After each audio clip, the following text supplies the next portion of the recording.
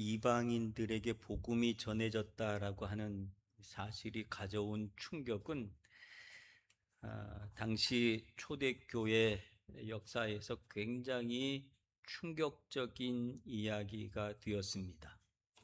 그들은 지금까지는 기득권자가 누구냐면 유대인들이 기득권자들이었고, 그 유대인들 기득권 안에서 무엇까지도 가지고 있었냐면 복음에 대한 기득권도 그들이 가지고 있었다는 것.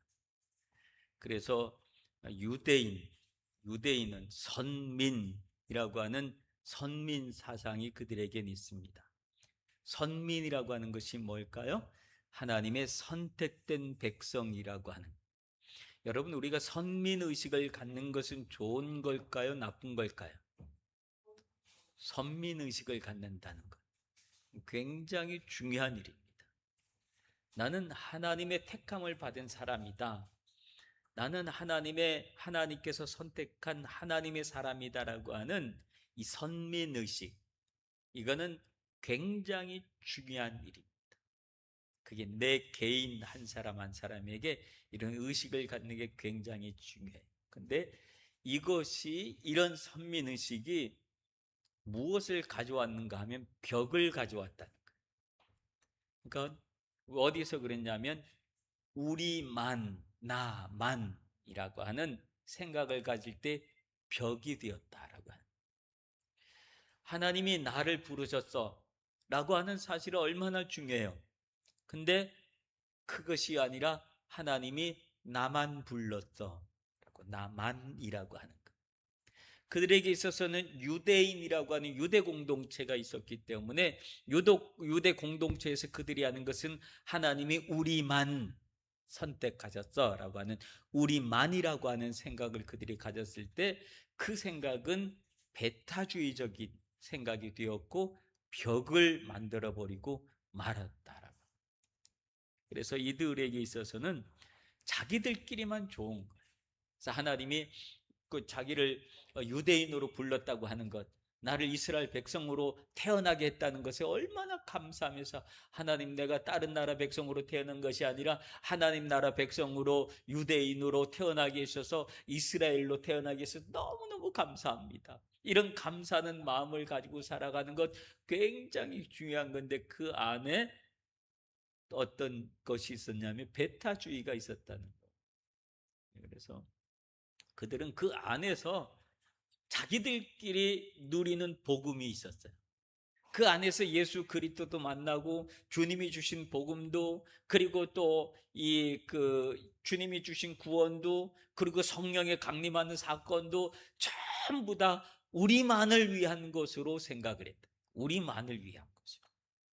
근데 오순절 마가의 다락방에 성령의 강림이 있고 난 다음에 복음은 유대에서 머무르지 아니하고 어디로 떠나냐면 유대라고 하는 벽을 허물고 떠나기 시작했어요. 사도행전 1장 8절 암송하시는 분이 있었어요? 사도행전 1장 8절 암송하시면 우리 다 같이 한번 해볼까요? 사도행전 1장 8절, 오직 성령이 우리에게 임하시면 예루살렘과 온 유대와 사마리아와 땅끝까지 이르러 내 증인이 되리라. 그러니까 복음이 어떻게 되고, 예루살렘에서 유대로, 그 다음에 어떻게 해요? 사마리아로, 그 다음에 땅끝으로 복음은 이렇게 확산돼서 가는 거였거든요. 근데 확산돼서 가였는데 그들은 어디에서 머물렀냐면 예루살렘, 그러니까 온 유대까지는 확산을 지켰어. 근데 그 이상은 사마리아는 아닌 거예요. 사마리아는 아닌 거예요. 여러분, 우리가 예수 믿을 때 꼭 이런 생각에 빠져서 믿을 때가 참 많아요. 내가 생각하는 이상적인 사람, 야, 저 사람 예수 믿었으면 좋겠어 라는 사람이 있잖아요. 그죠? 야, 저 사람 참 착해, 참 선해, 어쩜 사람이 저렇게 착하고 선한지 몰라. 그게 우리가 저 사람 예수 믿으면 참 좋겠다라는 사람들이 있어요. 근데 어떤 사람은 보면, 아, 저 사람 예수 믿으면 안 되겠다 라는 사람도 있을 수 있을까요? 없을까요? 우리의 관계 속에서, 내 감정 속에서, 내 감정 속에서 그런 일이 있을 수 있어요. 왜냐하면 악독한 사람, 악한 사람을 만나면 야, 저 사람 예수 믿으면 안 되겠다. 저렇게 악하게 샀는데 예수 믿고 저 사람이 천국 가? 이건 아니지 라고 하는 생각을 하는 사람들이 있단 말이에요. 이거는 이들의 벽만 아니라 우리들도 살다 보면 그런 벽을 스스로가 만들 수도 있다. 자, 오늘 여기 본문에 보면 유대에 있는 사도들과 형제들이, 이방인들도 하나님의 말씀을 들었다함을 듣고 베드로가 예루살렘에 올라갔을 때 할례자들이 어떻게 했다 그래요? 비난했다 그래요. 그러니까 유대인들이, 할례자들이란 말은 유대인들이 베드로를 비난한 거예요. 비난한 이유는 뭐예요? 비난한 이유가 뭐예요? 네가 어떻게 3절에 보면 무할례자의 집에 들어가서 함께 먹을 수 있었겠느냐? 이게 비난의 이유예요. 여기서 말하는 무할례자들은 누구를 얘기하는 걸까요? 이방인들을 얘기하는 거예요. 네가 어떻게 이방인의 집에 들어가서 그들과 함께 먹고 마시고 얘기를 하고 그들에게 복음을 전하고 이런 일이 어떻게 있을 수 있느냐 이놈아. 그러면서 베드로를 비난했다는 거예요. 베드로가 비난받을 짓을 한 거예요, 갑자기. 여러분, 이런 비난의 모습이 누군가가 착한 일을 하고 누군가에게 복음을 전하고 그렇게 했는데, 아니 왜 하필이면 저런 사람한테 복음을 전해서 저런 사람이 이렇게 교회를 어지럽게 만들어? 네가 안 그랬으면 저 사람 교회도 안 들어오고 그랬을 건데, 그러면서 막 전도한 사람을 비난하고 그러는 일들이 있을 수가 있을까요? 없을까요? 우리는 고개를 흔들 것 같지만 사실은요, 있어요. 그런 일이 있어요, 교회 안에. 그래서 교회 와서 상처받고 교회 안에서 밀려나간 사람들이 상당히 많이 있다는 사실이에요. 그것 때문에 아파하고 시험 들고 교회라 그러면 아주 막 치를 들고 하는 사람들이 막 생기는 이유는, 그런 마음으로 교회에 갔는데 배타를 이게 그 자기 사람들에게 배타적으로 밀려가고 그랬을 때에 사람들은 거기서 상처를 받고 그래. 베드로를 비난하는 거예요. 지금 사람들이 네가 어떻게 이방인 내 집에 들어가서 그들과 함께 먹고 마시고 어떻게 네가 복음을 전하고 그럴 수 있냐? 저가 누군지를 알아? 그는 이방인이야 라고 하면서 여전히 그들이 지금 예루살렘에 가서 예루살렘 교회에 사람들이 여전히 그러고 있었다는 거예요. 지금 예루살렘에 올라갔을 때 이건 예루살렘 교회에 갔을 때 이야기예요. 예루살렘 교회가 여전히 세상을 바라보는 시각이 여전히 자기들만의 시각으로 세상을 바라보고 복음을 그 선을 거놓고 있었다고 하는 거예요. 근데 베드로가 그 이야기를 듣고 흥분하지 않아요. 그죠? 베드로가 흥분하거나 화를 내지 않아요. 야, 이게 무슨 말이냐? 네가 어떻게 그렇게 얘기했어? 야, 내가 그렇게 하고 싶어서 그런 줄 알아? 그건 하나님이 그렇게 하라 그랬으니 내가 그렇게 한 거야. 그리고 베드로가 화를 내거나 그렇지 않아요. 화를 내고 그러지 않고 4절 한번 보세요. 4절 보면 베드로가 어떻게 했어요? 베드로가 그들에게 이 일을 어떻게 해야 그래? 차례로 설명했다 그래요. 야, 여러분 베드로의 성품 알지요? 베드로의 성품. 베드로의 성품은 급한 성격이었을까요? 유순한 성격이었을까요? 급한 성격이었단 말이에요. 금방 굉장히 감정적인 사람이에요. 그렇죠? 그래서 막 좋을 때는 하나 예수님한테 막 내가 죽을지언정 주님을 떠나지 않겠고 막 그렇게 감정적으로 했던 사람이에요. 그러다가 예수님이 붙잡힐 때는 갑자기 거꾸로 돌아서 가지고 소년 앞에서 어린 여종 앞에서 나 저 사람 몰라 그러고 막 이게 하늘과 땅을 왔다 갔던 감정적인 사람 있잖아요. 원래 감정적인 사람은 차분하게 얘기 못해요. 그죠? 감정적인 사람은 늘 감정대로 막 성격이 급해가지고 막 급하게 얘기를 하든지 뭘 하든지 막 그러는데 신기한 일이 벌어진 거예요. 4절에 보면 이 베드로가 그들에게 이 일을 차례로 설명하여 베드로가 성품이 바뀐 거예요. 그렇죠? 베드로 이런 성품의 사람이 아니었다니까요. 성령께서 베드로의 성품을 바꿔주신 거 있죠. 그렇게 이 귀복의 감정이 귀복이 심했던 사람이 자기를 비난하는 소리를 들었음에도 불구하고 억울한 마음을 가지고 막 자기를 변명하려고 그러지 않고 하나님께서 하신 일을 차례로 차분하게 설명을 해줘요. 차분한 설명. 그게 차분한 그 설명이 5절부터 하는 이야기가 10장에서 일어났던 10장 전체의 이야기를 베드로가 요약해가지고 다시 얘기를 하는 거예요. 그들에게 차례대로 하나도 빠지지 않고 설명을 해요. 뭐라고 얘기해요? 내가 욥바시에서 기도할 때에 황홀한 중에 환상을 보니 큰 보자기 같은 그릇이 내 귀에 매어 하늘로부터 내려 내 앞에 들이오거늘 하면서 환상 본 이야기를 해요. 그러니까 예루살렘 교회가 베드로가 본 환상을 이야기를 들으면서 이미 예루살렘 교회는 무엇을 경험한 교회예요? 성령을 경험한 교회잖아요. 그렇죠? 성령의 강림하신 사건을 경험하고 성령을 경험한 교회이기 때문에 베드로의 환상의 이야기를 어떻게 했냐면 그대로 받아들이고 있는 거예요. 베드로가 환상 본 이야기를 그대로 받아들이는 거예요. 내가 환상 중에 그것이 봤는데 황홀한 환상이었다. 내가 보니까 땅에 4발 가진 짐승과 들짐승과 기는 것과 공중에 나는 것들이 보였다. 그런데 또 하늘에서 소리가 들렸는데 베드로야 일어나서 이걸 잡아먹으라. 이 소리가 들렸다. 근데 그 잡아먹으라고 한 그 4발 가진 짐승, 이 짐승들의 모습은 율법에서 금하고 있는 짐승. 율법에서 절대로 이런 거 먹으면 안 된다 라고 그것은 율법에서 금하고 있는 것들이기 때문에 베드로가 뭐라고 얘기하냐면 8절에 보면 주님 그럴 수 없습니다. 그러니까 베드로도 유대인이고 베드로도 율법을 알고 그런 사람이기 때문에 그가 뭐라고 얘기하냐면 주님 그럴 수 없습니다. 속되거나 깨끗하지 않은 것을 결코 내 입에 들어간 일이 없습니다. 나 이런 거 한 번도 먹어본 적이 없습니다. 왜? 율법에서 금하고 있어요. 베드로는 굉장한 율법주의자였어요. 어떻게 보면 그죠?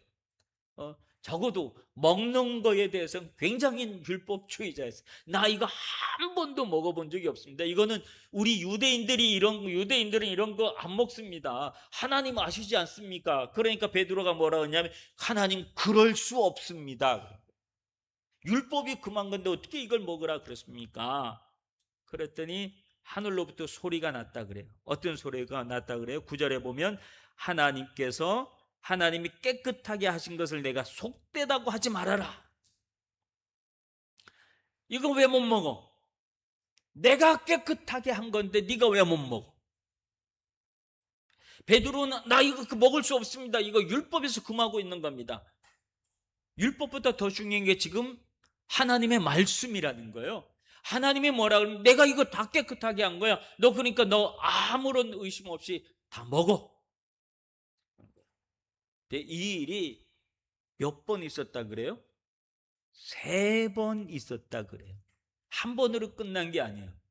3번 보였다는 것은 베드로가 끝까지 그 말을 들었음에도 불구하고 하나님 그래도 그건 아니죠.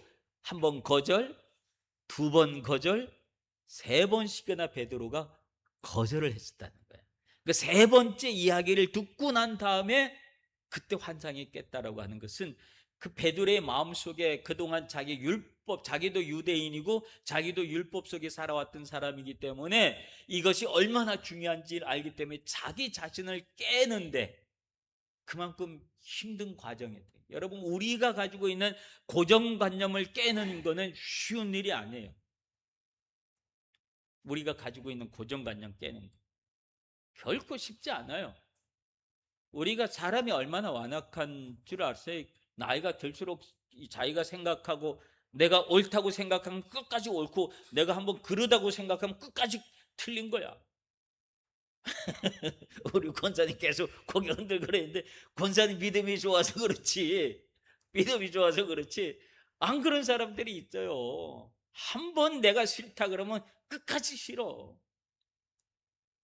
근데 그게 깨트려지기가 참 어려운 거. 베드로가 그거 깨트리기가 어려웠어요. 그러니까 주님도 그런 베드로를 막 야단치지 않는다니까요. 막 야단치지 않고 그래 또 한 번, 그래 또 한 번. 그러면서 베드로를 설득시키는 거예요. 설득시키는 거예요.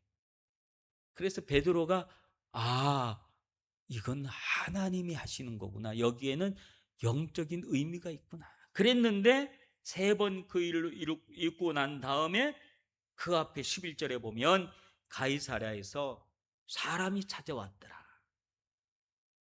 근데 12절 보면 성령께서 내게 명하사 아무 의심하지 말고 함께 가라 하심에 그가 여섯 형제와 함께 가서 그 집에 들어갔다. 그래서 베드로가 그 집에 들어간 이유에 대한 설명해요. 그리고 가서 봤더니 어떤 일이 일어났다 그래요. 가서 우리가 말하길 천사가 그 집에 13절에 보면 그가 우리에게 말하되 천사가 내 집에 서서 말하되 내가 사람을 요바로 보내 베드로라 하는 시몬을 정하라. 그가 너와 내 온 집에 구원받을 말씀을 내게 이르리라 함을 보았거늘 하면서 베드로에게만 하나님이 역사하신 것이 아니라 누구에게도 같이 역사를 하셨어요. 보면 고넬료, 백부장이었던 고넬료에게도 하나님이 동일한 역사를 해주어서 고넬료에게 사람을 보내라 그러고 그리고 베드로에게는 그런 환상을 주고 그 일이 있고 난 다음에 들어가서 14절에 보면 그가 너와 내 온 집이 구원받을 말씀을 내게 이르라 함을 보았다 하거늘. 자, 고넬료는 믿음이 있는 사람이었죠. 어디에 대한 믿음이냐면 하나님에 대한 믿음이 있었던 사람이었고 근본이 착했던 사람이에요. 그래서 남들 구제하고 도와주는 걸 아주 잘했던 사람이었다. 하나님께서 그 사람의 모습을 주목해서 보시고 베드로를 보내주시는데 베드로에게 무엇을 하라 그러냐면 구원받을 만한 말씀을 받게 하라. 그러니까 베드로에게 구원받을 만한 말씀은 어떤 말씀일까요? 누구에 대한 말씀일까요? 예수 그리스도에 대한 말씀입니다. 예수 그리스도에 대한. 그래서 이 고넬료가 이스라엘 유대인들이 믿고 있는 그 하나님에 대한 믿음을 고넬료 비록 이방인이었지만 참 좋게 보여서 그가 이방인임에도 불구하고 유대인들이 하나님을 믿으면서 선한 일을 하고 있었지만 그것으로 구원이 이루어지지 않기 때문에 하나님이 그를 구원하기 위해서 베드로를 보내서 예수 그리스도에 대한 복음을 전하게 하셨다. 십자가의 이야기를 전하게 하셨다. 그래서 그 복음, 십자가 이야기를 통해서 예수 이야기를 통해서 그걸 받아들여서 구원에 이르게 하셨다. 우리가 구원을 받는 것은 예수 그리스도를 믿을 때만 우리가 구원이 주어지는 줄로 믿습니다. 그래서 고넬료에게도 아무리 그가 착한 사람, 선한 사람, 구제를 잘하는 사람이라 할지라도 그에게 예수가 없기 때문에 예수를 전하게 하셨던 하나님의 모습. 그리고 난 다음에 15절 보면 어떤 역사가 일어났어요? 내가 말을 시작할 때 성령이 그들에게 임하시게. 베드로가 고넬료의 집에 들어가서 말씀을 전했더니 예루살렘 교회, 자기네들이 또 이 오순절 마가의 다락방에서 경험했던 성령 강림 사건 있죠? 그거하고 똑같은 역사가 고넬료의 집에서 일어나고 있는 거예요. 막 일어나고 있으니 베드로가 깜짝 놀란 거예요. 야, 어떻게 이런 일이 이 이방인들에게도 일어나나? 그래서 이 일이 17절 보면 그런즉 하나님이 우리가 주 예수 그리스도를 믿을 때 주신 것 같은 선물을 그들에게 주셨더니, 그 다음에 뭐라 해요? 내가 누구기에 하나님을 능히 맡겠느냐? 그 베드로의 마음속에 고넬료의 집에 들어갔으면서도 여전히 마음속에 무슨 마음이 있었을까요? 여전히 무슨 마음이 있었을까요? 내가 이 집에 들어가도 되나? 내가 이 고넬료의 집에, 이방인의 집에 들어가도 되나? 그 마음을 가지고 들어간 거예요. 그 마음을 가지고. 무슨 말인지 이해가 되시죠? 그 마음을 가지고 갔는데 베드로의 마음을 완전히 깨트렸던 사건은 성령의 강림 사건이다. 성령이 그 자리에 자기네들이 은혜 받았을 때, 자기들이 기도할 때 성령이 내렸던 그 똑같은 역사가 그 안에 일어나는 것을 보면서, 아, 이거는 진짜구나. 그러니까 베드로가 그동안 가지고 있었던, 마지막까지 가지고 있었던 내가 이래도 되나라는 마음을 확 깨트릴 수 있도록. 그래서 베드로가 뭐라 그래요? 이때 하는 말이, 이때 가진 생각이, 내가 누구기에 하나님이 하실 일을 맡겠느냐? 하나님은 그래서 이방인들에게 복음을 전하게 하시고 이방인들을 향하여 복음의 문을 열게 하시는 놀라운 역사가 일어나고 있는 거예요. 하나님께 베드로를 이렇게 부르는 동안에 이방인을 위한 그 전도자로 하나님이 이미 누구를 선택하고 계셨어요? 사울을 선택하고 계셨죠. 하나님이 이방인을 향하여 복음이 확산돼야 된다라고 하는, 복음이 그 예루살렘을 넘어야 된다고 하는, 유대를 넘어야 된다고 하는, 사마리아를 넘어야 된다고 하는, 땅끝까지 이르러야 된다고 하는 그 하나님의 계획하심을 이루시는. 그래서 그 넘는데 한 경계를 넘을 때마다 이런 벽들이 있었다는 거예요. 아무런 벽이 없이 그냥 복음을 확 전한 것이 아니라 한 경계를 넘을 때마다 벽을 느끼고 또 벽을 느끼고 그런 거예요. 여러분, 우리가 누군가를 수용하고 받아들일 때 다 벽이 있어요. 벽이 있어요. 근데 그 벽을 무너뜨려야 또 다른 사람을 수용할 수가 있는 거예요. 그 벽을, 내 안에 있는 벽을 하나하나 무너뜨려 갈 때 우리는 많은 사람을 수용할 수 있고 우리의 그릇이 커질 수 있는 거죠. 안 그러면 우리는 내가 가진 그릇만큼만 그 안에서만, 우리가 이 말을 다른 말로 우리 속담으로 얘기하면 개구리 올챙이적 시절 생각 못한다 그리고 또 다른 말은 우물안 뭐라 그래요? 개구리라 그래요. 고기만 다 한 줄 아는 거예요. 고기만. 우물 안에 있는 개구리는 고기만 다 한 줄 알아. 복음을 그렇게 전할 수 없다는 거죠. 그래서 하나님은 지금 이 일을 통해서 경계를 깨트리는 일들을 계속해 나가고 있어요. 경계를. 베드로는 성령이 그 자리에 임하는 것을 보고, 야, 내가 누군데 큰일 날 뻔했다. 내가 뭐라고 하나님이 하시는 일을, 야, 큰일 날 뻔했다.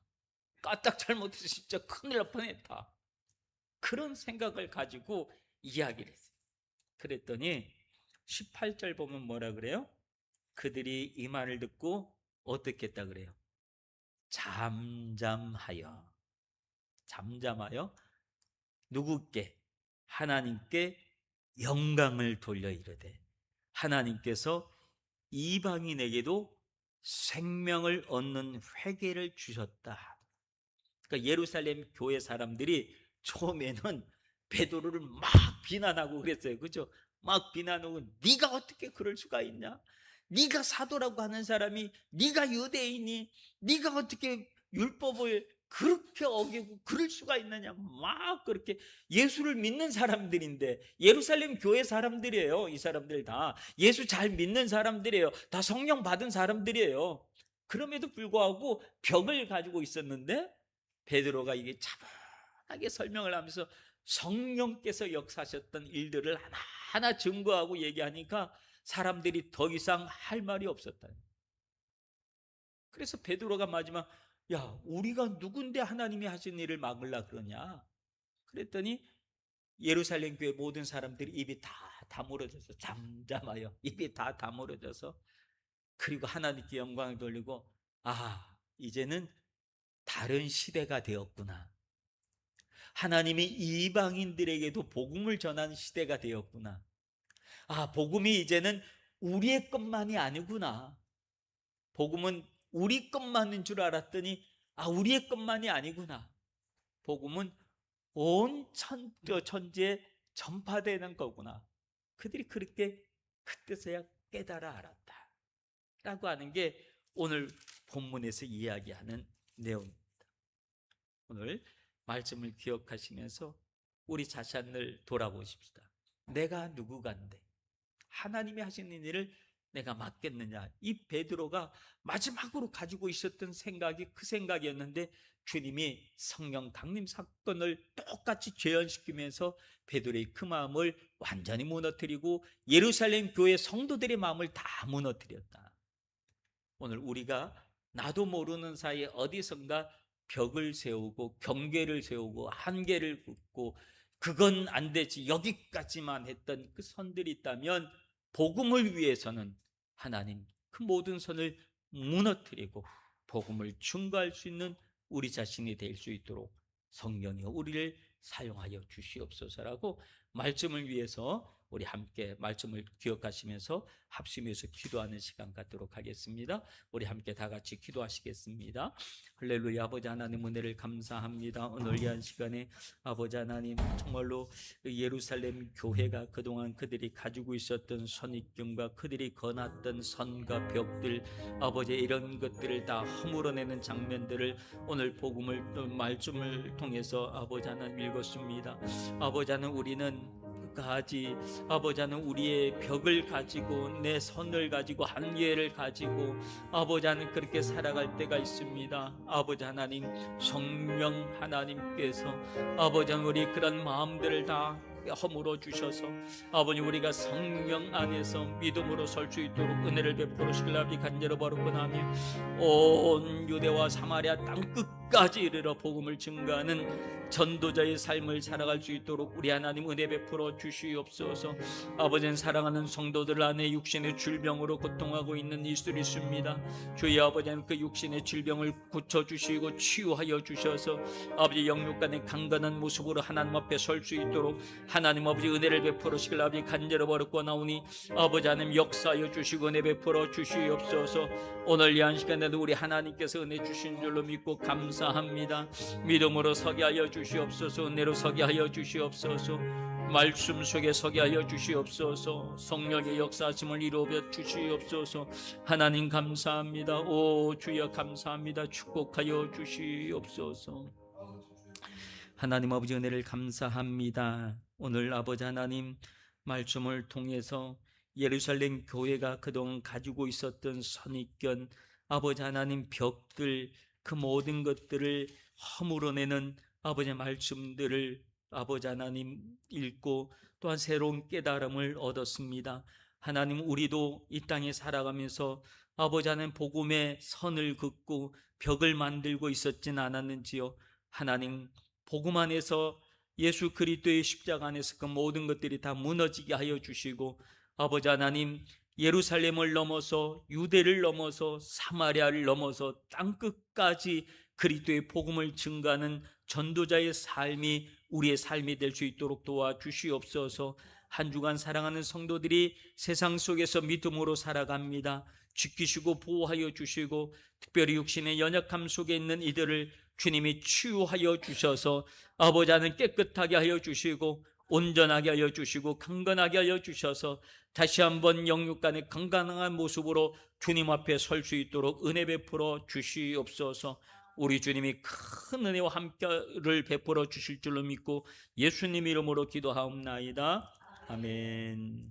찬송